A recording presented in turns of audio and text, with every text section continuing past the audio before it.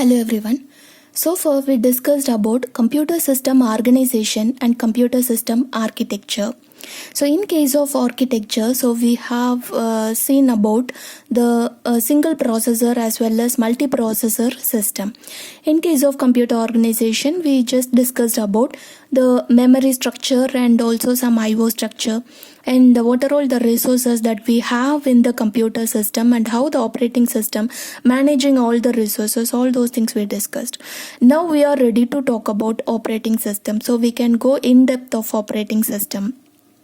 So the operating system will provide the environment for which program can execute. So that is what the operating system will do, because the user will keep on giving some process or program, or it is to be a set of instruction.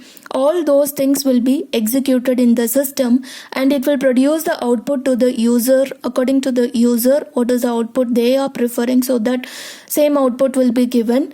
These things will be done by the operating system. Okay, so now it will provide the environment in order to execute all the programs.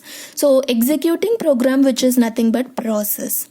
So whichever the user is providing as a set of instructions, all those things we can call it as a process.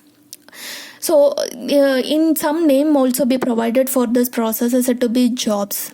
Okay, so here if you are working with the single process system, single process means at a time only one process can be executed. So while the execution of the first process, even though the second process is actually waiting and it is ready for execution, then that will not be given for CPU for execution. Until the completion of the first process, the second process has to wait. After completion of the first process, CPU will get the second process for execution. So this is what the concept of single process environment. But what happens here, it keeps on waiting for the CPU. But if the CPU is not executing any of the process, so at that time the process is given for the IO devices. So if it wants to perform any IO operation, the CPU would sit idle. Suppose if CPU is executing any process, the IO devices, all the IO devices will sit idle. So which means the resources has not used effectively in case of single processor system. Single process environment. So what we are doing, we are trying to change this environment to a multi-programming environment, because we are facing some drawback in single process environment because we are not effectively using all the resources. So we are moving to multi-programming. What is mean by multi-programming?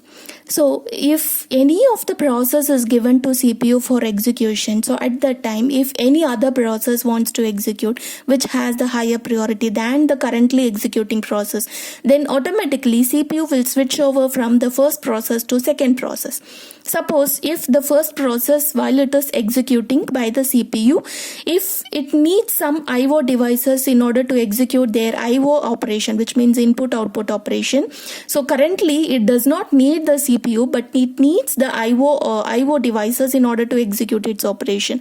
So at the time also CPU will switch over from first process to the second process. So always CPU has some process to execute, it would not sit idle.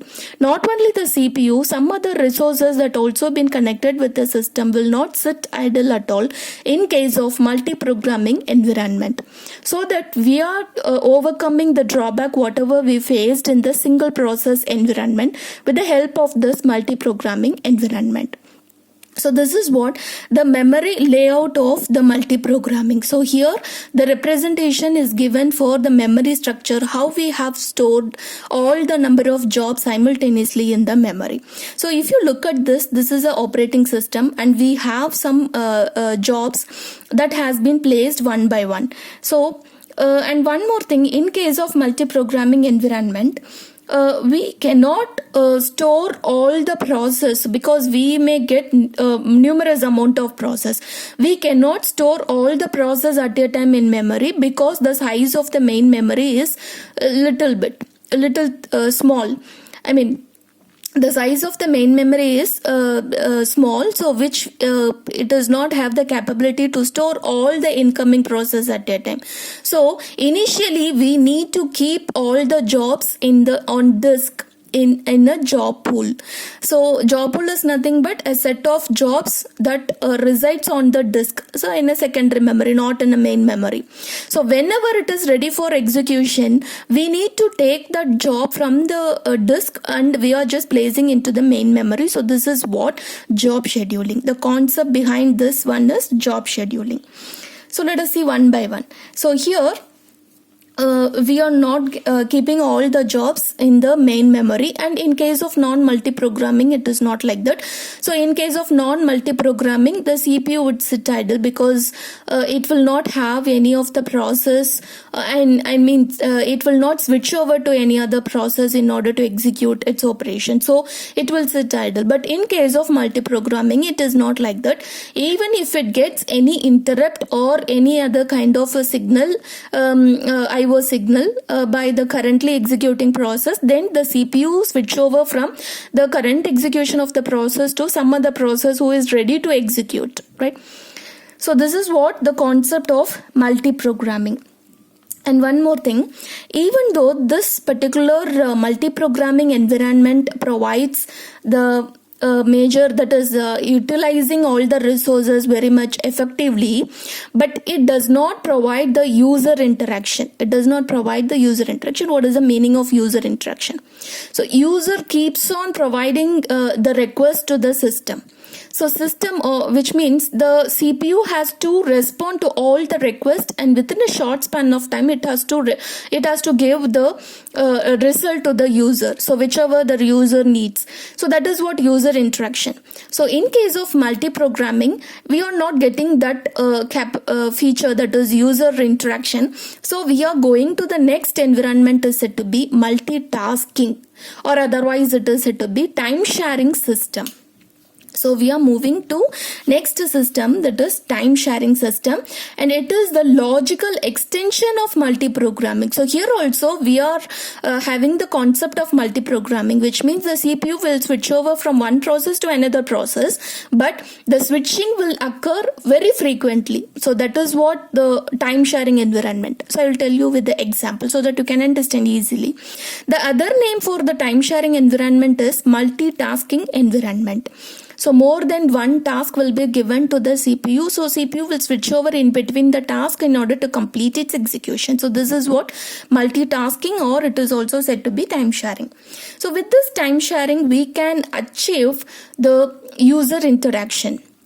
Okay, so that is what it will be more interactive. So whatever the computer system we have, so this will be more interactive, and within a very less response time, it will respond to the request whatever it is given by the user. So that is what interactive system or time sharing system. Okay, so how it will interact it? So let us see with an example. So first we will discuss the example for multi-programming. Suppose there is one class and lot of students who are sitting in the class, and the teacher has given some assignment or some work to each and every student. So first, after some amount of time, so the teacher will check whether all the students are doing their work properly, whether they got the result or not. Okay, so some problem has been given to all the students. So the teacher first check with the first student. If the student has not given the correct result, so he is not complete this operation, but he is having some other work, like he want to go outside of the class, right? So which means what, he wants to perform some IO operation, that is IO devices, which is other than the CPU. Consider the teacher is the processor, and what are all the students are said to be the different process, and going outside of the class is said to be want to execute any IO operation. So the CPU would not sit idle until the completion of the first student, so he will check with the next student, which means that is what multi-programming. And again the second student does not complete its execution, so he will go to the next student. So this is what the concept of multi-programming. And what do you mean by time sharing? The same concept, but little more interactive. The teacher would not sit idle anyways. So what he will do, so all the students keeps on asking doubts regarding the problem given to them. So the teacher will clarify all the doubts in between. In between, the teacher also clarify all the doubts whichever the other students are asking. He is actually checking the result of each and every student, whichever the problem he has given to all the student. And now in between he is clarifying all the doubts which are asked by any other student. So this is what time sharing. Within a short period of time, he is giving lot of response to what are all the doubts asked by different students. That is what time sharing. So this interactive session will not be applicable for multi-programming environment. So we are actually getting that concept in case of time sharing, or it is also said to be multitasking. So it could be more interactive, and also within a less response time, the processor has to give response to the process. And why we are telling that switching occurs more frequently, which means keep on the user will giving the request to the processor, to the system. So the CPU, what it will do, within a second or within a few minutes, it will switch over from one process to another process. If user gets if any process gets any request from the user, again the CPU will switch over to that particular process and it will give response to that particular user. So from the user perspective, the user will think the processor is much more dedicated to the user. So user will be satisfied very well because he is getting all the response immediately. So the immediate response he is actually getting from the system.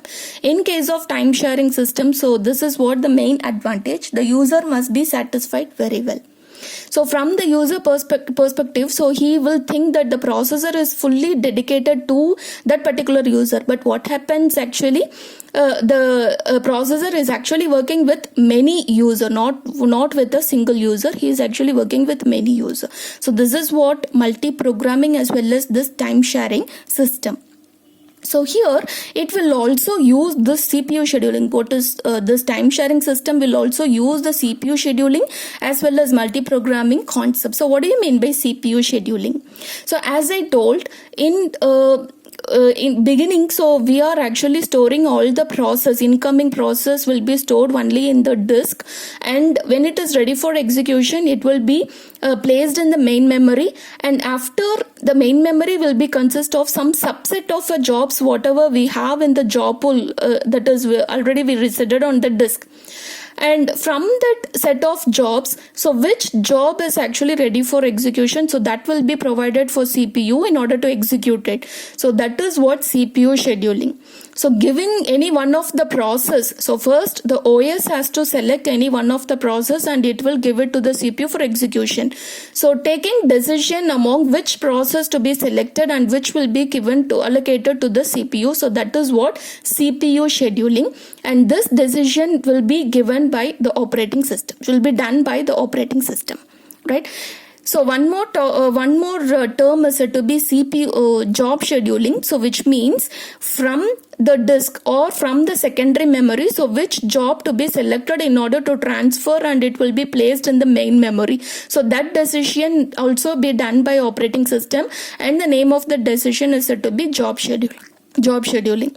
So I hope you understood what is the difference between CPU scheduling and job scheduling, right? So here, even the IO devices should be more interactive in case of time sharing environment. So even any of the IO devices, whatever the user are using, so even the IO devices should be more interactive. So because it even the keyboard or the mouse or the display, so all the devices, or we are just telling it as IO devices. So one user will give the input through the keyboard, the other user will give the input or it will send the request through the mouse. So all the IO devices whatever connected with the system in case of this time sharing environment must be more interactive. So it will act as a people speed, not with the processor speed. So you know what is the difference between the user speed and the processor speed. So processor speed is much more faster than the user speed. So IO devices will act only on the people speed, that is the user speed. Okay. So then So this interaction, the frequently switching over between the process will be achieved, or it will be accomplished only through the concept called swapping. So we should swap from one process to another process. CPU will switch over rapidly from one process to another process. So this can be achieved through the technique called swapping. So even this time sharing environment, the operating system must provide some other concept also said to be the virtual memory. So what is the meaning of virtual memory? It is also said to be imaginary memory. So this concept is nothing but we are just giving the assumption that the memory has lot of spaces than the physical memory. So than the physical memory, it will have some lot of spaces in order to hold all the set of incoming process at once. So this is what the concept of virtual memory. So we will discuss somewhat more detail when we talk about this virtual memory chapter. So in this time sharing environment, the operating system must also provide this file system concepts. So because we are just dealing with the file system, and the file system are said to be the collection of disk. So whenever you are just giving the file system, so it must also provide some disk management. So all the files will be resided in the disk, and we will be managing the disk also. So in case of time sharing, so all these responsibilities should be done by the operating system. Thank you.